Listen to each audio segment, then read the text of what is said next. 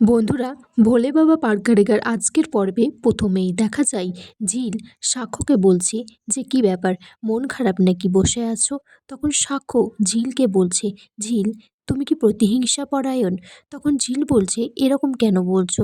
বলছে, দেখো, প্রতিবাদ করা একটা জিনিস, কিন্তু প্রতিহিংসা পরায়ণ আলাদা বিষয়। সাক্ষ্য তখন ঝিলকে বলছে, একটা সময় তোমাকে আমি খুব অপমান করেছিলাম। তখন ঝিলও বলছে, সে তো আমিও তোমাকে বলেছি, আমি তো তোমায় ছেড়ে কথা বলিনি, তাহলে সেই সমস্ত কথা এখন কেন উঠছে? সাক্ষ্য তারপর ঝিলকে বলছে, আমি তোমার ট্রিটমেন্টটা মন থেকেই করেছিলাম। ঝিল বলছে, হ্যাঁ, আমার কপালে যেটা ছিল সেটাই হয়েছে, আর তাছাড়া ট্রিটমেন্টটা তো তুমি করিয়েছো, যার জন্য আমি আজ সুস্থ হয়েছি। এমনিতেই অবস্থা তো খুবই ক্রিটিক্যাল ছিল আমার। তখন সাক্ষ্য বলছে, ঠিক আছে, মন থেকে মানলেই ভালো। ঝিল তখন সাক্ষ্যকে বলছে, তুমি বলেছ প্রতিহিংসা আর প্রতিবাদ আলাদা জিনিস, আমি এত কঠিন কথা বুঝি না, তুমি সহজ করে বলো। তখন সাক্ষ্য মনে মনে ভাবছে, হসপিটালে আমাকে পুলিশ খোঁজ করতে এসেছিল, নাকি ঝিল আমার নামে রিপোর্ট লিখিয়েছে। অপারেশনের পর আমি নাকি ওর ভালো করে ট্রিটমেন্ট করাইনি, ওর টেক কেয়ার করিনি, তাই জন্য ওর শরীর অসুস্থ হয়ে পড়েছিল। কিন্তু যে আমাকে এই কথাগুলো বলেছে, সে এত বড় মিথ্যে কথা বলবে কোন সাহসে? সাক্ষ্য তারপর ঝিলকে বলছে, তুমি সকালে বাড়াবাড়িটা না করলেই পারতে, সবাই তো চিড়ের পোলাওটা খেতে চাইছিল না, তুমি জোর না করলেই পারতে। তখন ঝিল বলছে, আর সবাই তো সোনামুখ করে খেয়ে নিল পরে, চিড়ের পোলাও তো সবাই খায় এমনিতে, শুধু আমি রান্না করেছি বলে খেতে চাইছিল না। সাক্ষ্য তখন ঝিলকে বলছে, কিন্তু তুমি কথাগুলো ওইভাবে না বললে পারতে। ঝিল বলছে, আমার কথা বলার ধরনই ওই রকম। সাক্ষ্য বলছে, এটা ভদ্রলোকের বাড়ি, তাই কথাগুলো ওইভাবে বলবে না। ঝিল বলছে, দেখলে তো, বিয়ের কিছুদিনের মধ্যেই তুমি আমাকে বুঝিয়ে দিলে আমি অভদ্র, আমি তোমাদের এই বাড়িতে থাকার যোগ্য নই। সাক্ষ্য তারপর ঝিলকে বলছে, আমরা কখনো দাদু ভাই আর ঠাম্মির সাথে এইভাবে কথা বলিনি। তখন ঝিল বলছে, আচ্ছা, অন্যায়টা তাহলে আমারই হয়েছে। তখন সাক্ষ্য বলছে, হয়েছে তো। ঝিল তখন সাক্ষ্যর কাছে জানতে চাই যে তোমার রাগটা কিসের জন্য হয়েছে, আমি জোর করে খাবার খেয়েছি তাই জন্য, নাকি আমার জন্য তোমার বাড়িতে কথা শুনতে হচ্ছে?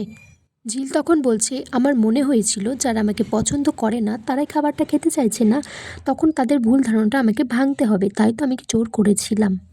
সাক্ষ্য তখন ঝিলকে বলছে, তুমি বড্ড বেশি মুখে মুখে তর্ক করো ঝিল। ঝিল বলছে, দেখো, আমার আরেকটা দোষ খুঁজে পেলে তো তুমি। তখন সাক্ষ্য বলছে, বেশি কথা না বলে ঘুমিয়ে পড়ো, অনেক রাত হয়েছে, আমার মনে হয় তোমারও ঘুম পাচ্ছে। তারপর সাক্ষ্য ঝিলের কাছে জানতে চাই যে চৈতি এসেছে কিনা। তখন ঝিল রেগে গিয়ে বলে, চৈতি ম্যাম আসেনি তাই কি? বলছে, একেবারেই তো এই বাড়িতে চলে আসবে, কাল ওর বাবা মা অন্য জায়গায় চলে যাচ্ছে, তাই সে জামা কাপড় আনতে গেছে, চিন্তা করো না, কাল ঠিক দেখতে পাবে। বন্ধুরা, তারপর দেখা যায় চৈতি তার ব্যাগপত্র নিয়ে বাড়িতে ঢুকেছে। তখন ঝিল বাড়ি থেকে বেরোচ্ছে। শতরূপা বলছে, ঝিল, তুমি এই সময় বাড়ি থেকে সাত সকালে কোথায় বেরোচ্ছ? ঝিল বলছে, এটা সাত সকাল না, দুপুর হয়ে গেছে, তাছাড়া আমার কিছু কাজ আছে। তখন তিতির বলছে, মা, তুমি বা কেন ওকে বলতে গেলে, জানো তো সব সময় এড়ে তর্ক করে। চৈতি তারপর ঝিলকে বলছে, ঝিল, আমিও বাড়িতে এলাম আর তুমিও বেরিয়ে যাচ্ছ, বলো না কোথায় যাচ্ছ, আমিও তাহলে যেতাম। ভোমর বলছে, হয়তো ওর বাপের বাড়িতে যাচ্ছে, কাছাকাছিই তো। তখন শতরূপা বলছে, সেটা বললেই পারে। ভোমর তখন ঝিলকে বলছে, কিন্তু আমরা তো সবাই গাড়িতে যাতায়াত করি, তুমি ট্রামে বাসে একা একাই যাতায়াত করবে, নাকি তোমার বন্ধুরাও সাথে যাবে? তখন ঝিল বলছে, আমার অত গাড়িতে চড়া অভ্যেস নেই, আর আমার ভালোও লাগে না। তখন চৈতি বলছে, তুমি তো সাক্ষ্যকে বলতে পারতে, ও দিয়ে আসতো। তখন ঝিল বলছে, আমার তো গাড়িতে চড়া অভ্যেস নেই, তাই আর কি বললামও না। তখন শতরূপা বলছে, আমি তোমার কাছে জানতে চেয়েছিলাম তুমি কোথায় যাচ্ছ, কারণ দিদিভাই তো বাড়িতে নেই, এসে আমাকে জিজ্ঞেস করলে আমি বলতে পারবো না।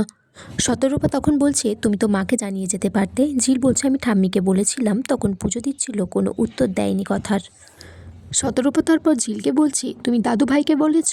ঝিল বলছে, আমাকে যদি জনে জনে বলতেই হয়, আমি তাহলে আমার গুরুত্বপূর্ণ কাজটাতে যাব কিভাবে? তখন ভ্রমর বলছে, ছাড়ো না মা, আমরাও তো অনেক কাজে বেরোই, সবসময় তো বলে বেরোই না। শতরূপা তারপর ভ্রমরকে বলছে যে তোমরা আর ও। তখন ঝিল বলছে, এক্ষুনি তো বললেন যে আমি এই বাড়ির বউ, কিন্তু কি জানেন তো ব্যাপারটা, এই বাড়ির যে বউ তাকে আপনারা না বউয়ের চোখে দেখছেন না মেয়ের চোখে, আর এই বাড়ির যে কেউই না তাকে আপনারা মেয়ের মতো করে নাচছেন। চৈতি তখন ঝিলকে বলছে, আমি ব্যাপারটা বুঝতে পারছি না, তুমি কি কোনোভাবে অসন্তুষ্ট হয়েছো আমি এই বাড়িতে এসে থাকছি বলে? চৈতি তারপর ঝিলকে বলছে যে তোমার যদি সত্যি কোনো অসুবিধা হয়ে থাকে ঝিল, আমাকে বলো, আমি কোনো পিজি বা আমার তো আরেকটা বাড়ি আছে, শুধু আমার মা বলেছে যে একা একা থাকতে না, আর তাছাড়া আমারও একটু ভয় করে, তাই জন্য, না হলে আমি অন্য কোথাও থেকে যাব। তখন ঝিল বলে যে চৈতি দি, তুমি মনে করার চেষ্টা করো, আমি কিন্তু তোমাকে বলেছিলাম যে তুমি এই বাড়িতে থেকে যেতে পারো।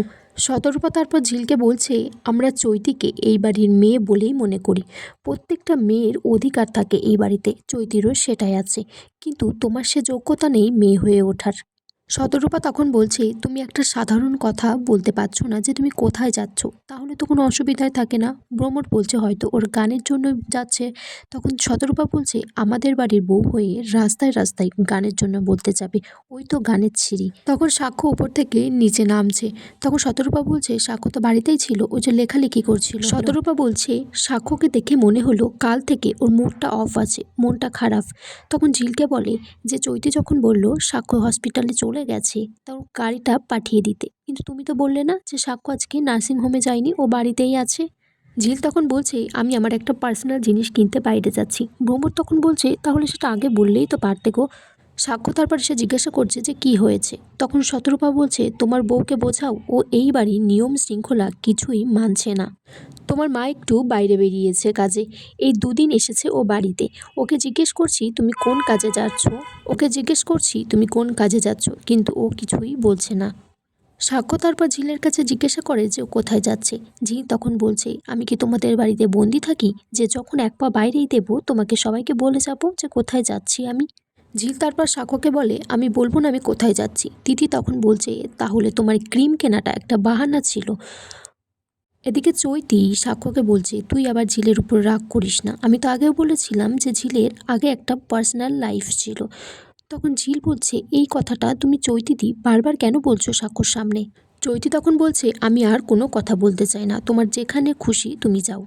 আর তাছাড়া শতরূপাকে বলছে যে আন্টি, সাক্ষ্য তো এখানে রয়েছে, ওকে যখন কিছু বলছে না আমাদেরকে কেন বলবে? চৈতি তারপর বলে যে শতরূপাকে, আন্টি আমি ঘরটা একটু দেখিয়ে দাও, আমি বরঞ্চ আমার জিনিসপত্র নিয়ে সেখানে চলে যাই। এদিকে সাক্ষ্য ঝিলকে বলছে যে আমাদের বাড়িতে একটা নিয়ম শৃঙ্খলা আছে, তুমি এখন হঠাৎ করে বলছো যে তুমি কিছু বলতে চাও না, এরকম হয় না ঝিল। ঝিল বলছে, আমি ভেবেছিলাম যে আমি জরুরি কাজটা মিটিয়ে এসে সবাইকে বলবো, কিন্তু আমার না বলা নিয়ে এতটা অশান্তি যখন হচ্ছে তখন আমি কখনোই বলবো না, এটা বলবো না, তোমাদের যা ইচ্ছা তোমরা তাই করে নাও। তখন ভ্রমর বলছে, আমাদেরকে বলবে না ঠিক আছে, কিন্তু দাদা ভাই তো জিজ্ঞাসা করছে, দাদা ভাইকে তো বলো। ঝিল তখন ভ্রমরকে বলে, তুমি আমাদের মধ্যে একদম ঢুকবে না ভ্রমর। তখন সাক্ষ্যকে বলছে যে আমি ভেবেছিলাম আমি ফিরে এসে তোমাকে আলাদা করে সবটা বলবো, কিন্তু তুমি সেই সুযোগটা দিলে না, আমি তো আর বলবোই না। আর এখানেই আজকের পর্ব শেষ হয়ে যায় বন্ধুরা। বন্ধুরা, আজকের পর্ব কেমন লাগলো তোমরা কমেন্ট করে জানিও।